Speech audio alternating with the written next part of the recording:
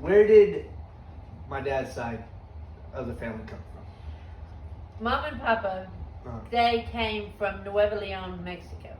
For obviously, Dr. Christopher's not going to know who Mom and Papa are.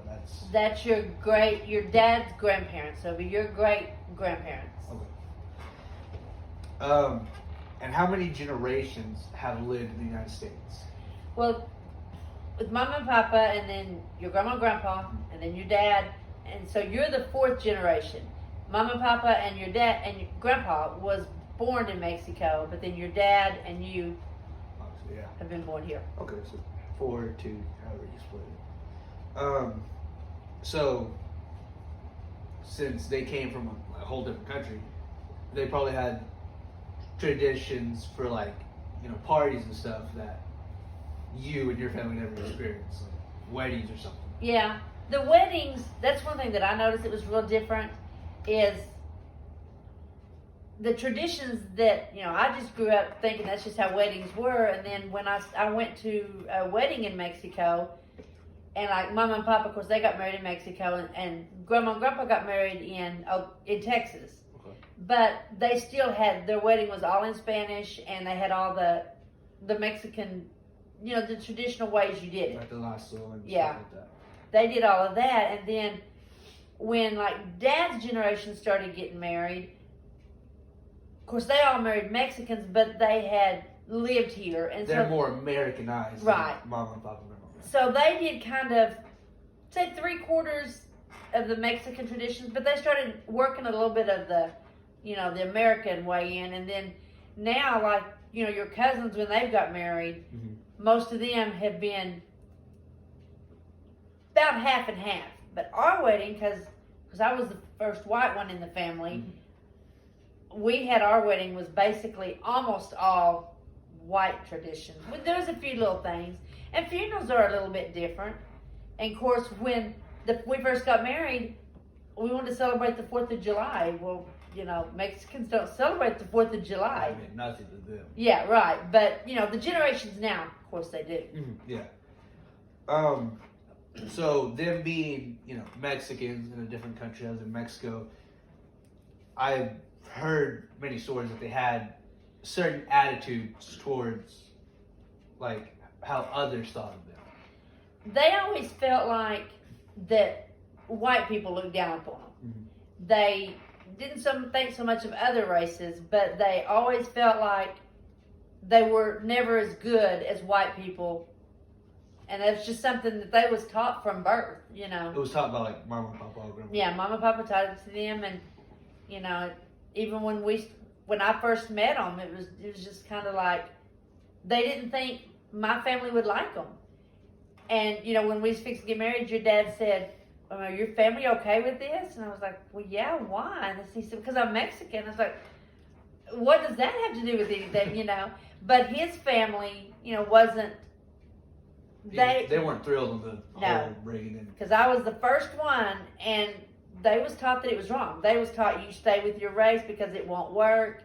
The cultures would clash. The cultures would clash, and because Mexicans done it one way and whites done another way, they just assumed that it wouldn't work. Couldn't be. They didn't think a compromise could. No. Did they have any interactions with people of diverse backgrounds? Not only white, but African Americans, Native Americans. So. Yeah, when they first came here, because when your papa came, he came as a farmer, and that's what they did. Even Grandma and Grandpa worked in the cotton fields, and so when you did that, usually the fields were owned by white people, but Mexicans done most of the work, and they chose to do it that way because they didn't speak real good English, and they just felt more comfortable being around other Mexicans. Hispanics. Yeah. So, their church was all Mexicans. When I first started going, there was not one word said in English. And which that has changed over the time because they have now there's more whites in the family and they've learned to interact with them.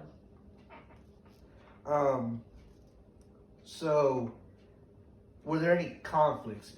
You said that they didn't necessarily like it, that there was, interacting with white people just in general. But were there any conflicts regarding race? Like probably more so when you came in there. Was there any problems from not only grandma and grandpa, from others? In the Yeah, family? you know, grandma and grandpa wasn't 100% for it, especially not grandma. But there was like aunts and uncles that just, you know, refused to come to the wedding because it was not right. And at first, some of them, you know, when they could speak English, but when I would go around, they would act like they couldn't because they didn't want to have anything to do with me because You were white. I was white. Yeah. So kind of getting away from more so race and ethnicity, what about gender roles and expectations from, you know, do they have set, this is what a woman does, this is what a man does, there's women's work, there's man work? Yeah, like with Mama and Papa, you know, he worked, she was not allowed to work. They didn't think the women were supposed to work. So it wasn't only like, you know, you shouldn't, it was, you're not allowed. Yeah, you do not do that. That is not, woman does not work outside the home.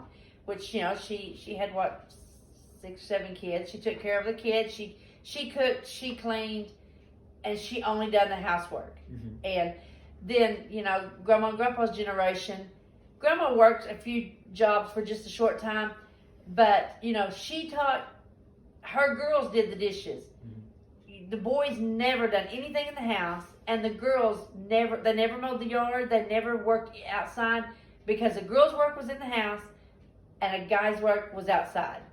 And with you know, when me and your dad got married, it was pretty much that way. I mean, of course, I've always worked, and I mean, if he needed help outside, I could go out and help. Mm-hmm. But you know, he didn't want me to mow the yard while he was gone because that was his job. My job was to clean the house and cook. But that gradually changed. It's gradually changed. You know, he would help in the house some, but he wouldn't say no to you right. Helping him out. Well, that's cool. So we're obviously, you know, religious Christians, but while your side, you know, as far back as you can remember, y'all were, him and his side weren't. When did that kind of change from non-religious to religion? When Mama and Papa they were still in Mexico, and she had several of her kids already, and she got real sick. I think it was tuberculosis. I'm not 100% sure. Back then that was really big. Yeah. And so she got real sick, and she was in what Mexico called a hospital, which is kind of a little room where there was a doctor. Mm-hmm. And they didn't know that she was even going to make it, you know, and here Papa was going to have to raise all these kids by himself. And she said that, I believe a guy had came in and talked to her and left her a Bible. Mm-hmm. And so she said, she was laying there, and she said she started praying, you know, because she said, I didn't know what else to do. I didn't think I was going to live. And I thought, what's it going to hurt? And she said she felt like she was just kind of rising up off the bed. Mm-hmm. And then she felt like there was someone in the room with her, and there was nobody there. And said, she told this figure that was in the room, she said, if you're God, you know, heal me and we will serve you. Uh-huh. And it wasn't no time before she got better, and, you know, she lived to be almost 90 years old. And at that time, then, you know, Papa was an alcoholic real bad. And a gambler, too. Yeah. Right?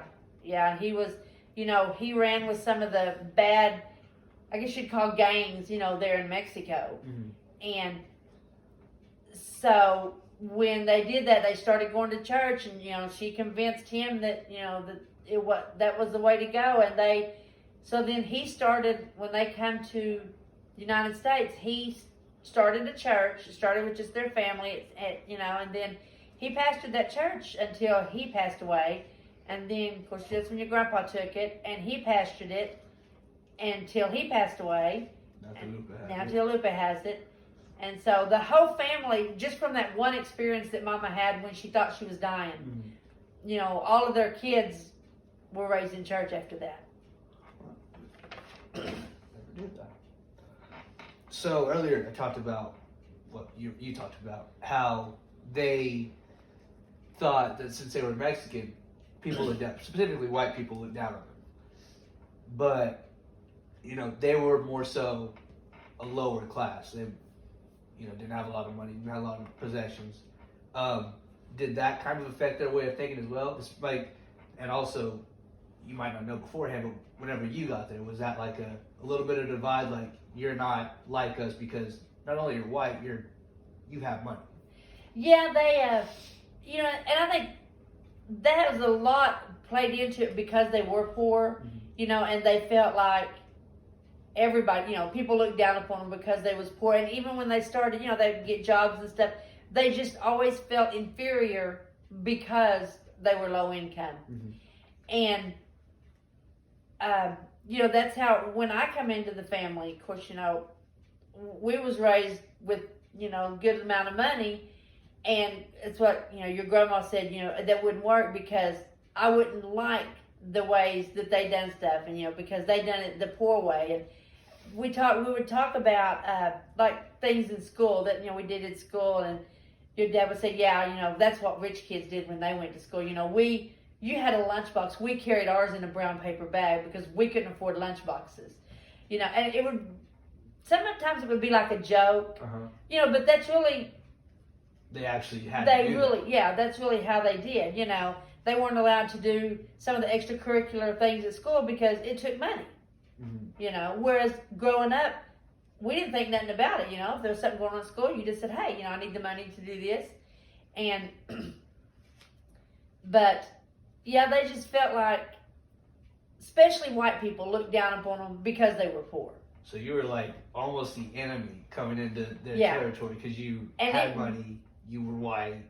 Yeah, all the marks were against me. You know, and when I remember when I first met them, you know, your dad was saying, now, you know, be careful what you say because around, you know, this sister and, you know, this, you know, don't say anything about such and such in front of my mom because they had all been taught their whole entire life that we was just like a whole different, like a whole different species of, yeah. And, you know, you could be friends with them, but that was all. You wasn't supposed to really interact with them. You know, like I said, when I first went to church, it's all in Spanish, and I sit there and I would look around, and I was the only white person, you know. But, you know, it's got better because I'm not the only white one in the family. Now we have Native Americans have, you know, married into the family, but yeah, they didn't want really, especially, like I said, the aunts and uncles. Which I don't even know if they have like integrated their family with other cultures. Like, I think most of them are still mostly Mexican. Most of them are, yeah. You know, especially the ones that thought, you know, that wouldn't talk to me. Most of their kids married other Mexicans because that's how they was, you know, that's what they were supposed to, that's what they were taught to do. But how long before like that kind of, like, not resentment, but caution against people like you, how long did that take before basically grandma and grandpa started being that way towards you? Probably maybe a couple of years. About the time that, you know, Gabriel was born. But even then, Gabriel was referred to as, well, yeah, he was the grandchild, but he was half white. So it was almost like, he didn't really count. Right. You know, well, this grandson, he's all Mexican. This grandson, he's half white. Well, luckily it changed. I got one, but Yeah. well, thank you, appreciate that, and You're welcome. I'm glad I got to learn a little bit about my family. So.